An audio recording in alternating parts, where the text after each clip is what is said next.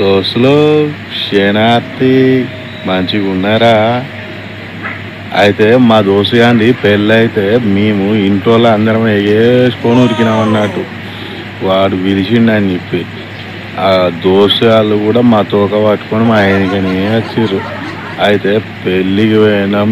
ఇక హడావిడి చూస్తా అంటే మా దోస్తు గారు షాక్ అయిండు.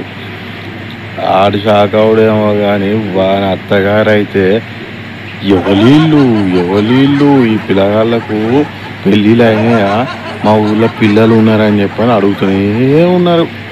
అయితే ఇక కన్యాదానం అయిపోయింది.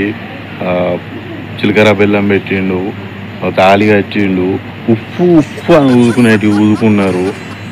ఓ అరుంధతి నక్షత్రం చూపించారు. మరి ఇక సుక్క వీడికి ఆమె చూపించిందో ఆమెకి వీడు చూపించిండో తెలియదు కానీ అయ్యగారు అయితే తెగ చూపించేసిండు. అబ్బా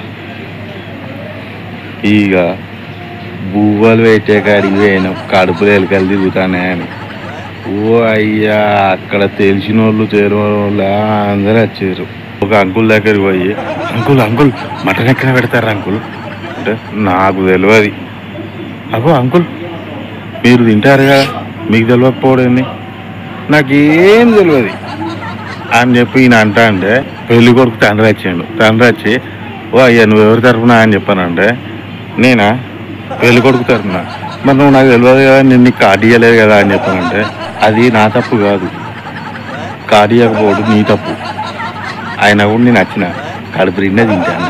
ఇక నేను తిన్నదానికి కూడా కట్నం రాస్తాపో, నా స్తోమతకు తగ్గనట్టు 21 రూపాయలు రాస్తా అని అన్నాడు.